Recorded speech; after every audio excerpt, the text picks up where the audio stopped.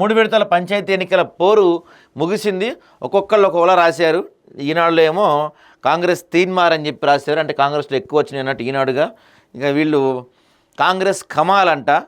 మొత్తం మీద 3 దశలు కలిపి ఎన్ని వచ్చినాయో వీళ్ళు రాశారు. ఆ తర్వాత దిశలో చూసుకుంటే దిశలో కూడా పల్లె పోరు హస్తం జోరు, ఆబ్వియస్లీ వెలుగులో కూడా అదే రాసి ఉంటారు. పంచాయతీ కాంగ్రెస్ జైత్రయాత్ర 3 విడతలు దాదాపు 8,000 సర్పంచులు కైవసం చేసుకున్నట్టుగా వెలుగులో రాశారు. కానీ నమస్తే తెలంగాణలో మాత్రం ఖచ్చితంగా ఊరువాడ కాంగ్రెస్ గడబిడ బీఆర్ఎస్ తీన్మారని రాశారండి. అక్కడ వాళ్ళు కాంగ్రెస్ తీన్మారని రాస్తే ఇక్కడ వీళ్ళు బీఆర్ఎస్ తీన్మారని రాసుకున్నారు. కాంగ్రెస్ పతనానికి ఇది నాందని చెప్తున్నారు కేటీఆర్ గారు. సో ఒకసారి మనం దీని గురించి డీటెయిల్గా మాట్లాడే ప్రయత్నం చేద్దాం. నిజంగానే కాంగ్రెస్ ఘోరంగా పర్ఫామ్ చేసిందా అంటే మరీ ఘోరమేం కాదు, ఓ మాదిరిగా పర్ఫామ్ చేసింది. పోనీ బీఆర్ఎస్ ఎరగదీసుకొని చేసిందా అంటే అది లేదు, పోనీ అట్టర్ ఫ్లాప్ అయిందంటే అది లేదు. బీఆర్ఎస్ కొంత గట్టి పోటీ ఇచ్చిందనే చెప్పాలి. అనూహ్యంగా బీజేపీకి కూడా కొన్ని బాగానే వచ్చాయి. గతంతో పోల్చుకుంటే కొంచెం బీజేపీ సర్పంచుల సంఖ్య కూడా పెరిగింది. ఇది కొంత గుడ్ సైన్గా చెప్పాలి. ఇప్పటికైనా మరి ఆ పార్టీ అధినాయకత్వం నిద్రలేస్తుందో లేదో చూడాలి. రైట్. ఇంకా మనకి ఇక్కడికి వస్తే మాత్రం బీఆర్ఎస్ కాంగ్రెస్ మధ్య ప్రధాన పోరు నడిచింది ఆబ్వియస్లీ. అయితే కాంగ్రెస్ కొంత అధికార పార్టీ అండదండలు కావచ్చు, అధికార పార్టీ అనే మైలేజ్ కావచ్చు, మిగతా కారణాలతో కొంత మంచి ఫలితాలు వచ్చినప్పటికీ సూపర్ ఫలితాలు అయితే రాలేదు. ఎందుకంటే మేము గ్రామాల్లో ఇరగదీసేస్తున్నాం, డబుల్ బెడ్రూమ్లు ఇల్లు ఇచ్చేస్తున్నాం, ఇందిరమ్మ ఇల్లు ఇచ్చేస్తున్నాం, ఉచిత సన్న బియ్యం ఇస్తున్నాం, తర్వాత ఈ వడ్లకి ఏమంటారు బోనస్ ఇస్తున్నాము, ఊళ్ళని అది ఇచ్చేసామని చాలా చెప్పుకుంటున్నారు. కానీ అంత అంటే మీరు చెప్పినంత అయితే కనపడతలేదు గ్రామాల్లో పరిస్థితి. కొంత అంటే మీరు చెప్పిన దాని ప్రకారం చూసుకుంటే పూర్తి స్థాయి భయంకరమైన మెజార్టీ రావాలి. కానీ ఇక్కడ మనకి అది అంతేమీ కనపడతలేదు. సో మొత్తం 3 దశలు కలిపి కాంగ్రెస్కు 7,010 పంచాయతీలు వస్తే వీళ్ళకి బీఆర్ఎస్ వాళ్ళకి 3,502, బీజేపీ వాళ్ళకి 688, ఇండిపెండెంట్లు 1,505 గెలిచారండి. సో ఇక్కడ ఇండిపెండెంట్లే బాగా కీలక పాత్ర పోషించారు. ఇండిపెండెంట్లు గట్టిగానే వచ్చినాయి వీళ్ళకి ఇండిపెండెంట్లకి. సో ఇండిపెండెంట్కి బీజేపీ కన్నా ఎక్కువ వచ్చినాయి. ఆబ్వియస్లీ వీళ్ళంతా ఇటు వచ్చేస్తారు, అందులో ఎటువంటి డౌట్ లేదు. ఈ 1,500 కూడా ఇటు వచ్చేస్తారు. సో ఆ లెక్కను చూసుకుంటే దగ్గర కాంగ్రెస్కి 8,515 దాకా వచ్చినట్టు లెక్కేసుకోవాలి. 90% వచ్చేస్తారండి వీళ్ళల్లో, ఎవరు మిగలరు, 90% వచ్చేస్తారు. అయితే మనం ఒక్కసారి దీనికన్నా ముందు జరిగిన పంచాయతీ ఎన్నికల రిజల్ట్స్ ఒకసారి చూస్తే కనుక గతంలో బీఆర్ఎస్ అధికారంలో ఉన్నప్పుడు జరిగిన పంచాయతీ ఎన్నికల ఫలితాలు ఒక్కసారి చూస్తే మనం అప్పట్లో బీఆర్ఎస్కి వచ్చింది 7,774 స్థానాలు వచ్చినాయి. కాంగ్రెస్కి అప్పట్లో 2,709 వచ్చినాయి అప్పట్లో గ్రామ పంచాయతీలు. సో ఇప్పుడు చూసుకుంటే మరి ఆ లెక్కను చూసుకుంటే ఇప్పుడు వాళ్ళకన్నా కొంచెం తగ్గినట్టు కాంగ్రెస్ పార్టీకి. అయితే ఇతరులు కన్సిడర్ చేయలేం కాబట్టి ఆ ఇతరులు ఆబ్వియస్లీ దీంట్లోకి వచ్చేస్తారు. కాబట్టి కాంగ్రెస్ పార్టీకి ఎక్కువ వచ్చినట్టు చెప్పుకోవాలి. అయితే గతంతో పోల్చుకుంటే ప్రతిపక్ష పార్టీకి కొన్ని సీట్లు పెరిగాయి ఈసారి. రకరకాల కారణాలు కావచ్చు, గ్రామాల్లో అభ్యర్థి కారణాలు కావచ్చు, లేకపోతే కాంగ్రెస్ పార్టీ విధానాల కారణం కావచ్చు, లేకపోతే రేవంత్ రెడ్డి పరిపాలన మీద కొంత వ్యతిరేకత కావచ్చు, రకరకాల అంశాలు ప్రభావితం చేస్తాయి స్థానిక సంస్థల ఎన్నికల్లో. అంటే ఇప్పుడు ఈ స్థానిక సంస్థల ఫలితాలనే ప్రభుత్వ పరిపాలనకు రెఫరెండంగా తీసుకోవాలంటే 100% కాదు, 100% కాదు. ఎందుకంటే స్థానిక సంస్థల ఎన్నికల్ని ప్రభుత్వ పరిపాలనకు రెఫరెండంగా తీసుకోలేం. అక్కడ అభ్యర్థి యొక్క ఇమేజ్ ఉంటుంది, కొంత డబ్బుల ప్రభావం ఉంటుంది. ఇప్పుడు నిన్న మనం చూసాం ఇబ్రహీంపట్నంలో ఒక దగ్గర ఎక్కడో ఓటుకి ఒకడు 55,000 పంచాడంట, 55,000 ఒకడు పంచాడంట. సో అట్లా ఆ ప్రాంతంలో అంటే బీఆర్ఎస్ పార్టీ వాడు కొంచెం ఎక్కువ పంచి ఉండుంటే గెలిచి ఉండొచ్చు, చెప్పలేం.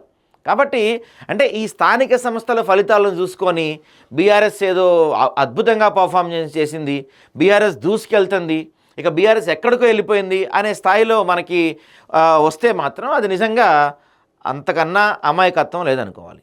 ఎందుకంటే ఇవి పార్టీల గుర్తుల పరంగా జరిగిన ఎన్నికలు కాదు కాబట్టి.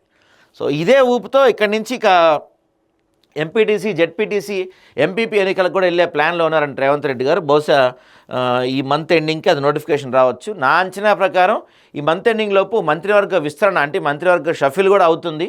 అందుకే 3 రోజుల నుంచి ఢిల్లీలో రేవంత్ రెడ్డి గారు ఉన్నారు. దాంతోపాటుగా మంత్రివర్గ విస్తరణతో పాటు ఈ ఎంపీటీ జెడ్పీటీసీ ఎంపీపీ ఎన్నికలకు కూడా ఒకేసారి గ్రీన్ సిగ్నల్ వస్తుంది.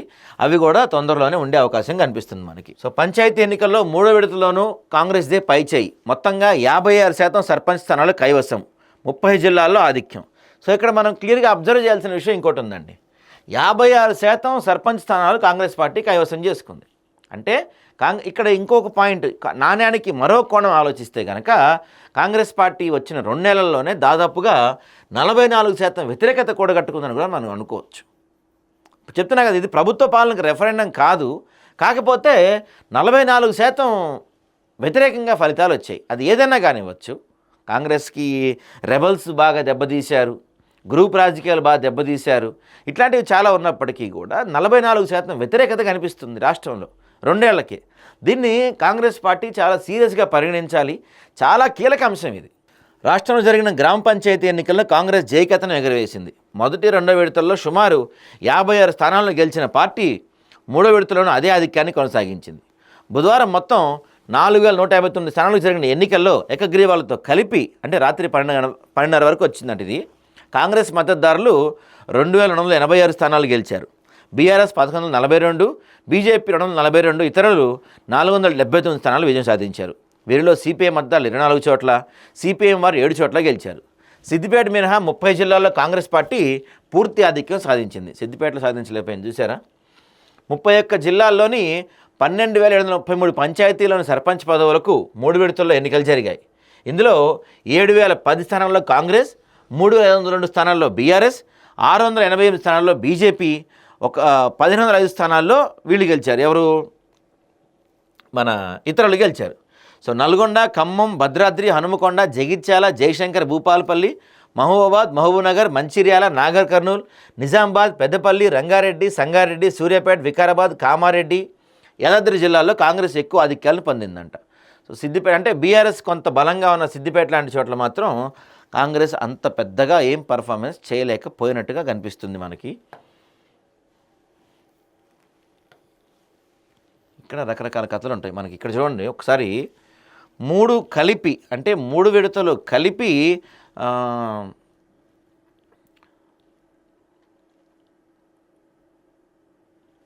ఒక్కొక్క జిల్లాలో ఏ పార్టీకి ఎన్ని వచ్చినాయి అనేది మనకి ఇక్కడ కనిపిస్తుంది.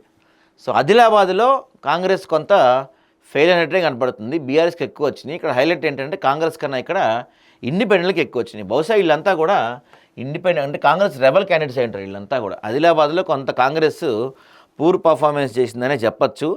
ఇక కొమరంభీం, ఆసిఫాబాద్లో కొంచెం బీఆర్ఎస్ కంటే కొంచెం ఎక్కువ ఉంది. నిర్మల్ జిల్లాలో బీజేపీ గట్టి కొట్టిందండి. నిర్మల్లో 133లో 73 స్థానాలు కొట్టింది నిర్మల్లో. బీఆర్ఎస్ అయితే అక్కడ 6 మాత్రమే పరిమితమైంది. మంచిర్యాలలో కాంగ్రెస్ ఆధిక్యం ప్రదర్శించింది, మంచిర్యాల జిల్లా. ఇక నిజామాబాద్ జిల్లాలో కూడా కాంగ్రెస్ గట్టిగానే ఆధిక్యం ప్రదర్శించింది. కామారెడ్డిలో అయితే సూపర్ అసలు. కామారెడ్డి మరి బీజేపీ ఎమ్మెల్యే ఉన్నాడు కదా కామారెడ్డిలో, ఆయన ఏం చేస్తున్నాడు అక్కడ?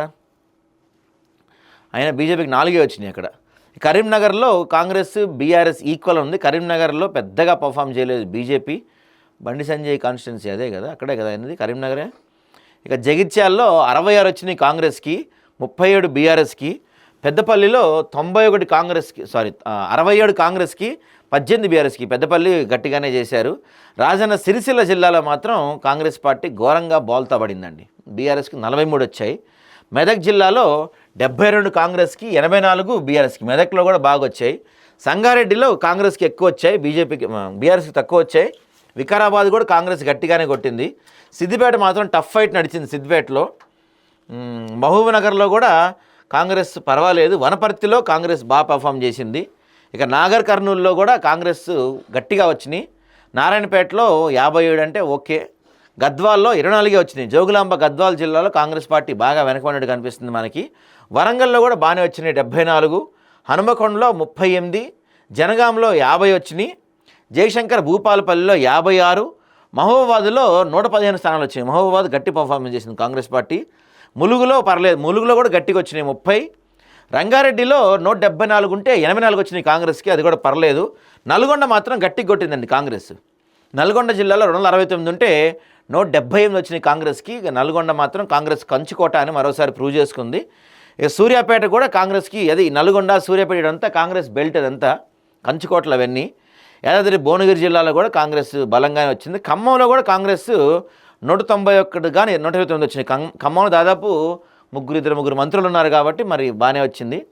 భద్రాద్రి కొత్తగూడెం కూడా 156లో 101 కొట్టారు, మంచి విషయం. సో ఇక్కడ విషయం ఏంటంటే మీరు క్లియర్గా అబ్జర్వ్ చేస్తే కొన్ని చోట్ల కాంగ్రెస్కి బీఆర్ఎస్ గట్టి పోటీ ఇచ్చింది. కొన్ని చోట్ల అయితే కొన్ని జిల్లాల్లో అయితే కాంగ్రెస్ని దాటి వెళ్ళిన జిల్లాలు కూడా కొన్ని కనపడతా ఉన్నాయి మనకి. ఇది చాలా కీలక అంశాలు మనకి. ఈ ప్రాంతాల్లో కాంగ్రెస్ పార్టీని రెబల్స్ దెబ్బ కొట్టారా, లేకపోతే కాంగ్రెస్ పార్టీ విధానాలే దెబ్బ కొట్టాయా, ఇలాంటి అంశాలు కూడా కాంగ్రెస్ పార్టీ చాలా క్లియర్గా అనాలిసిస్ చేసుకోవాల్సిన అవసరం స్పష్టంగా కనిపిస్తుంది. ఉదాహరణకి చూస్తే మనకి ఇక్కడ కొమరంభీం ఆసిఫాబాద్ జిల్లాలో ఆల్మోస్ట్ దగ్గరికి వచ్చింది బీఆర్ఎస్ పార్టీ. సో ఈ కొమరంభీం ఆసిఫాబాద్ జిల్లా పైన కొంత కాన్సన్ట్రేషన్ చేయాలి. ఇంకా కరీంనగర్లో అయితే సేమ్ ఈక్వల్ వచ్చాయి, కరీంనగర్లో కాంగ్రెస్కి బీఆర్ఎస్కి. సో కరీంనగర్ పైన కూడా కొంత శ్రద్ధ వహించాల్సి ఉంది కాంగ్రెస్ పార్టీ. మెదక్ అయితే ఘోరం, 72,000 వస్తే 84 బీఆర్ఎస్కి వచ్చినాయి. మెదక్ పూర్తిగా కాంగ్రెస్ పార్టీ చేయి దాటిపోయినట్టే కనిపిస్తుంది మెదక్లో. సిద్దిపేట కూడా tough fight, edge to edge వచ్చింది అక్కడ కూడా. మహబూబ్ నగర్ కూడా అంతే, పెద్దగా ఏం కాదు. వనపర్తి బాగానే ఉంది, నాగర్ కర్నూలు బాగానే ఉంది, నారాయణపేట తర్వాత ఇదిగో జనగామ కూడా అంత సూపర్ ఏం కాదు, పర్లేదు, జస్ట్ 12 ఎక్కువ వచ్చినాయి అంతే. సో ఈ జిల్లాలని కొంత కేస్ స్టడీగా తీసుకొని ఎందుకు అక్కడ తక్కువ వచ్చినాయి, ఏం కారణాలు తక్కువ వచ్చినాయి, ఇలాంటి అంశాలపైన కాంగ్రెస్ పార్టీ రివ్యూ చేసుకోవాల్సిన అవసరం స్పష్టంగా కనిపిస్తుంది.